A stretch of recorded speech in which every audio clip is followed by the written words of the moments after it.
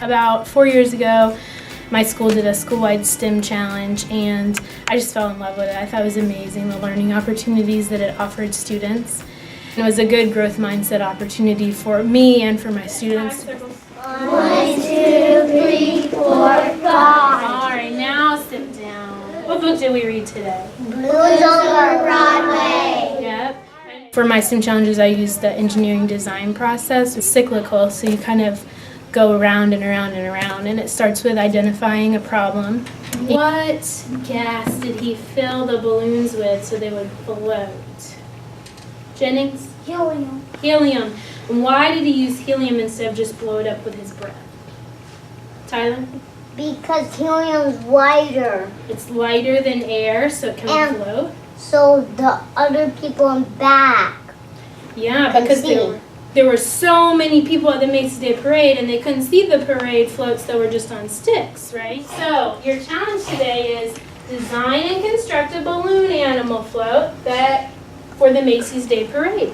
Drew a picture of identifying a problem and then brainstorming ideas for solving that problem and creating a plan.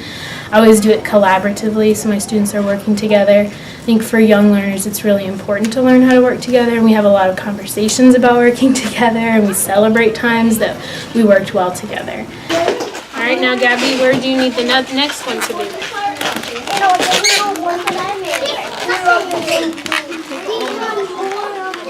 I have the next.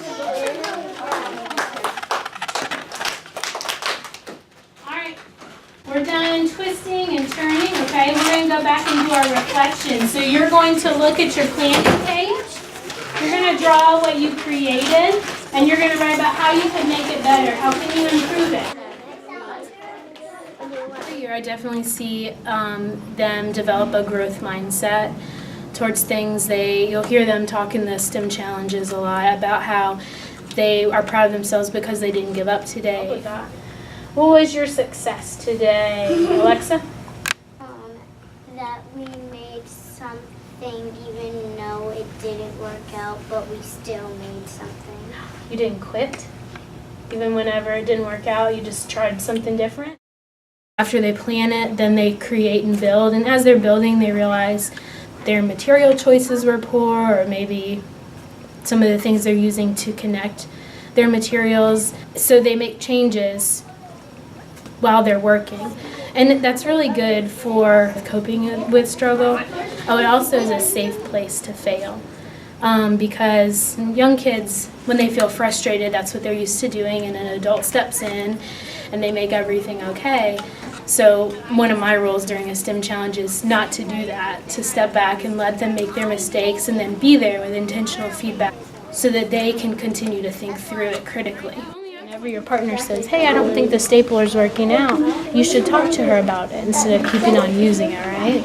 You can talk first, then see if something else would work even better.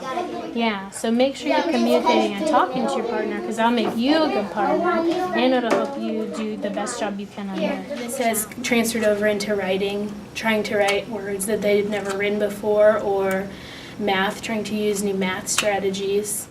Even on the playground, when it comes to monkey bars, it kind of bleeds into everything, and they realize that if they make a mistake in anything in our classroom, even on a test, it's not the end of the world. It just tells me how I can help them. All right, so what I like about this challenge is that there are different ways you can cut your paper. So this loop here is the same as almost 2.5 of Jason's loops, right? But the other thing about this was you only had 20 minutes.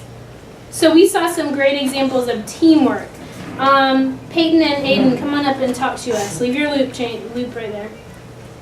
How did you guys work together? Well, I told Aiden to work on the bottom, and then I was going to work on the top. Okay, so Aiden started on this side. And then I started up here. So did either one of you sit and do nothing while your partner glued and stapled? No. And I think the teacher's role during STEM is to be a facilitator.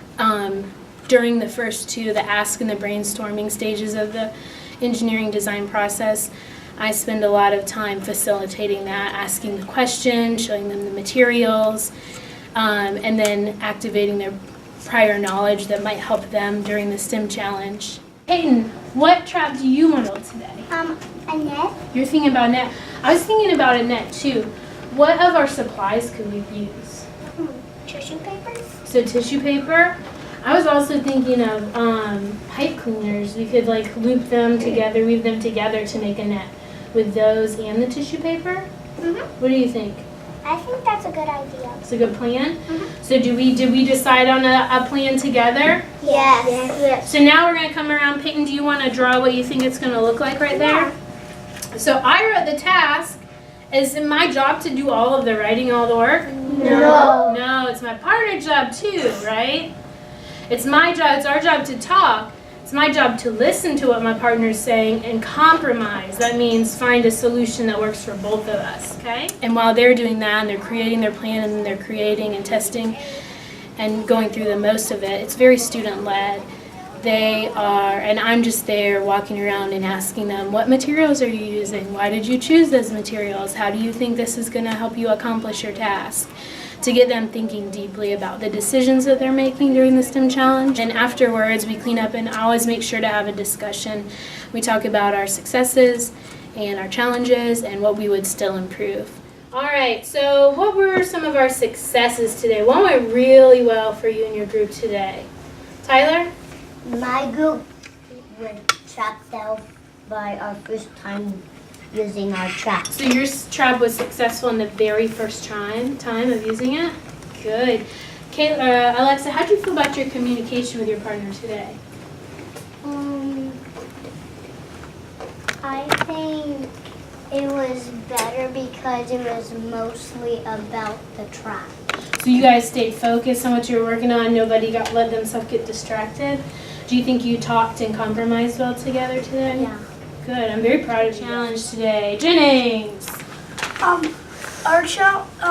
My challenge was trying to put making the cubes, trying to make the cubes make the box stand up. Yeah, did they keep slipping?